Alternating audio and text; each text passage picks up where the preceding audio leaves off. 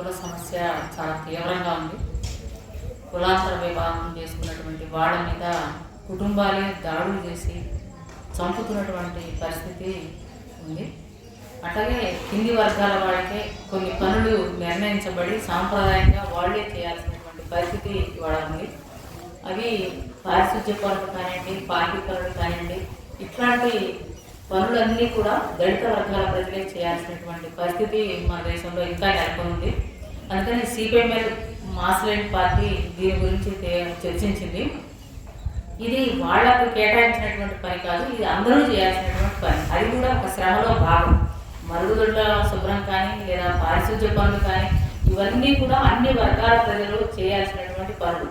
అది ఒక వర్గం ప్రజలే చేయాలని చెప్పి దళితులకే వాటిని కేటాయించడం అనేటటువంటి సరైనది కాదు అనేటటువంటి సిపిఎంఎల్ మాస్లైన్ పార్టీ భావిస్తోంది.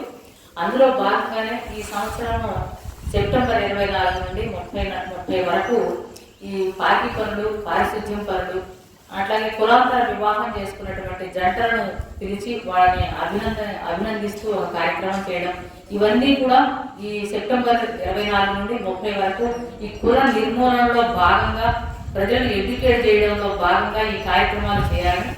ఈ కార్యక్రమాల్లో పార్టీ శ్రేణులు అందరితో పాటు పార్టీ రాష్ట్ర నాయకులు కూడా పాల్గొనాలి, భాగస్వాములు కావాలి.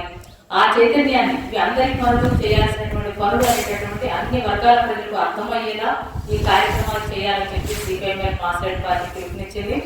ఈ కార్యక్రమంలో పార్టీ శ్రేణులు అందరూ కూడా పాల్గొనాలనేటటువంటి విజ్ఞప్తి చేస్తా ఉన్నారు.